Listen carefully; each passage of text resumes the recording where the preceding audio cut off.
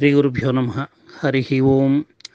ఓం గణనాన్త్వా గణపతిగుం హవామహే కవిం కవీనాముపమశ్రవస్తమం జ్యేష్ఠరాజం బ్రహ్మణాం బ్రహ్మణస్పత ఆనశృణ్వన్నోతిభిः సీదసాదనం.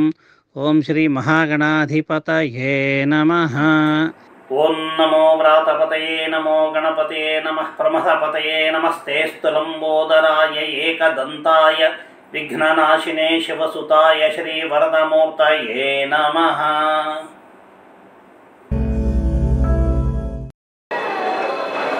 శ్రీ గురుభ్యో నమః. హరి ఓం. ఇవాళ చాలామంది మహిళలు ఎదుర్కొంటున్నటువంటి అతిపెద్ద సమస్య ఏమంటే రక్తం లేకపోవటం. ఎనీమియా అంటారు దీన్ని ఆంగ్లంలో. ఎక్కువ మంది మహిళలకి, ప్రత్యేకించి పట్టణాల్లో పట్టణాలలో ఉండే వాళ్ళలో 60% మంది మహిళలు, గ్రామాల్లో ఉండే వాళ్ళలో 80% పైన మహిళలకి రక్తం ఉండదు. అయితే వాళ్ళకి రక్తం లేదన్న విషయం కూడా వాళ్ళ స్పృహలో ఉండదు. మాటికి వెళ్ళి రక్తం ఎక్కించుకోవాలని, ఆ రక్తం ఎక్కించుకోవడానికి అయ్యేటువంటి ఖర్చు, ఆ ఇంజక్షన్ల భారము ఇది భరించలేక రక్తం లేదన్న విషయం చెప్పడమే మర్చిపోతారు. ప్రతిసారి నెలసరి అయిన కారణంగా వాళ్ళకు రక్తం తగ్గిపోవడం సహజం. అయితే కొన్ని అనవసరమైన అపోహలు ఉంటాయి. ఈ నెలసరి సమయంలో వాళ్ళకి రక్తం కనుక బాగా ఎక్కువగా వెళ్ళిపోతే వాళ్ళకి మళ్ళీ తిరిగి యవ్వనం వస్తుంది. కానీ భయపడిపోతారు అంత రక్తం ఎక్కువైపోతుందో అని. కాబట్టి మనకు శరీరంలో, ప్రత్యేకించి మహిళల కోసం ఈ ప్రక్రియ, మహిళలకి ఎంత రక్తం ఎక్కువగా ఉంటే వాళ్ళు అంత శక్తివంతంగా ఉంటారు. ఈ శరీరంలోని ఈ రక్తనాళాలన్నీ కూడా పాముల్లాగా మెలికలు వేసుకొని ఉంటాయి. రక్తనాళం ఏది కూడా సాఫీగా ఉండదు. ప్రతి రక్తనాళం కూడా మెలికలు తిరుగుంటుంది, ఒకదాంతో కూడా పెనవేసుకుంటుంది. కనుక శరీరం అంతా కూడా రక్తనాళాలతో మిళితమై ఉంటుంది. ఈ రక్తనాళాల యొక్క కొసలు మన కండరాల్లో తెరుచుకుంటాయి. ఈ రక్తనాళాలకి రక్తం పెరగడానికి అధిష్టాన దేవత ఎవరంటే సుబ్రహ్మణ్య స్వామి. ఎందుకంటే సుబ్రహ్మణ్య స్వామి యొక్క స్వరూపము పాముల్లాగా, రక్తనాళాలు ఎట్లయితే వంపులు తిరిగి మెలికలు వేసుకుని ఉంటాయో, సుబ్రహ్మణ్య స్వామి సర్పరూపంలో ఆ విధంగా వంపులు తిరిగి మెలికలుగానే పాకుతుంటాడు. ఆయన స్తోత్రంలో కూడా అదే ఉంటుంది. శక్తిహస్తం విరూపాక్షం శిఖివాహనం షడాననం దారుణం రిపోగఘ్నం భావే కుక్కుడధ్వజం షడాననం కుంకుమ రక్తవర్ణం మహావతిం దివ్యమయూరవాహనం రుద్రస్య శూనం సురసైన్యనాథం గుహం సదాహం శరణం ప్రపద్యే. ఈ సుబ్రహ్మణ్య స్వామి యొక్క స్తోత్రం మొట్టమొదటి వాక్యం ఏంటి దీంట్లో? శక్తి హస్తం. సుబ్రహ్మణ్య స్వామి శరీరంలో శక్తి అనే ఆయుధం ఉంటుంది.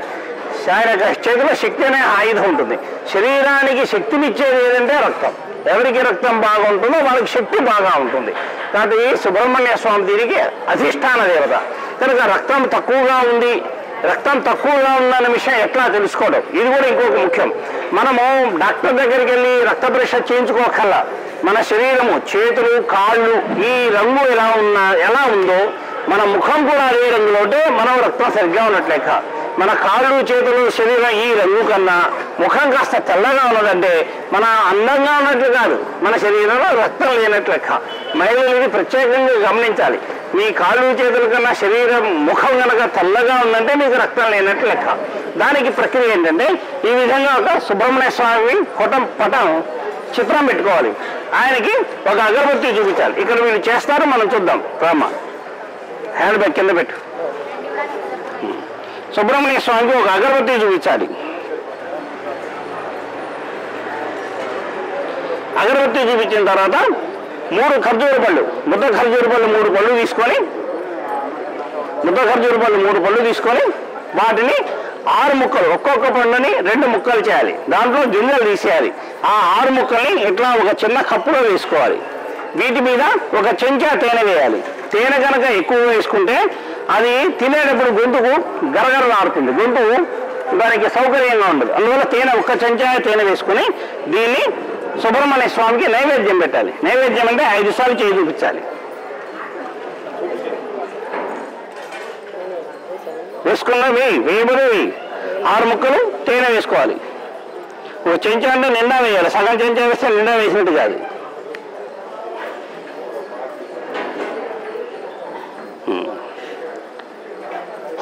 తేనె వేసుకున్న తర్వాత 5 సార్లు స్వామివారికి నైవేద్యం పెట్టాలి.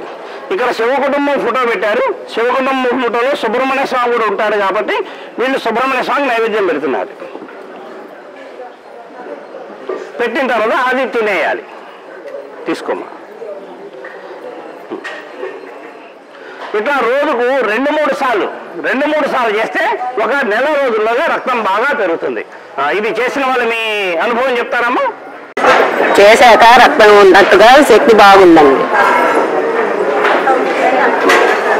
రక్తం బాగా పెరగడానికి ఇంకొక ఉపాయం ఏంటంటే, ఎవరైతే పెద్దవాళ్ళు ఉంటారు లేదా ఎవరికి షుగర్ బాగా ఎక్కువ ఉంది, వాళ్ళు ప్రతిరోజు ఇట్లా పూజ చేయడానికి అవకాశం లేని వాళ్ళు ఉంటారు. షుగర్ ఎక్కువ ఉన్న కారణంగా ఈ ఖర్జూర పళ్ళు తేనె తింటే కనుక షుగర్ ఎక్కువ పెరుగుతుంది.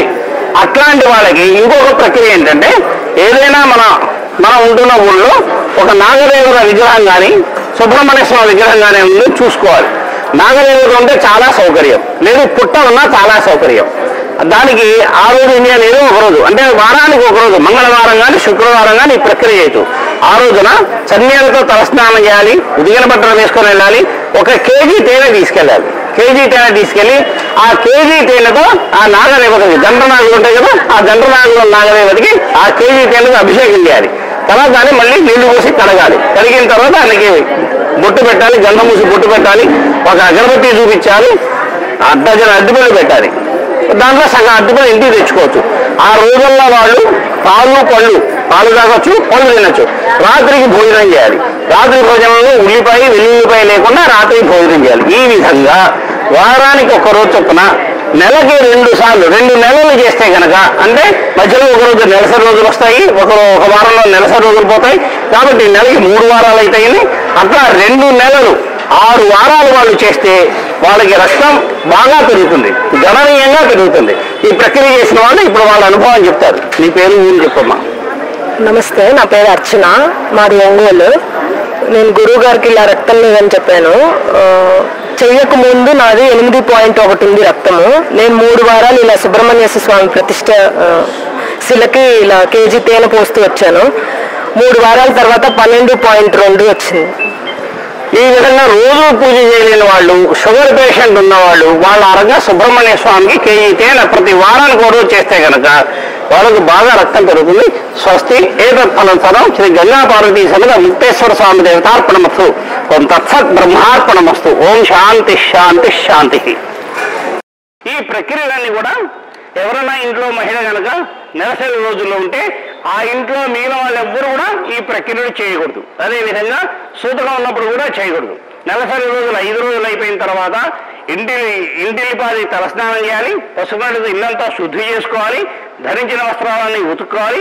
ఆ మరుసటి రోజు 6వ రోజు నుంచి మాత్రమే ఈ ప్రక్రియని ప్రారంభించాలి.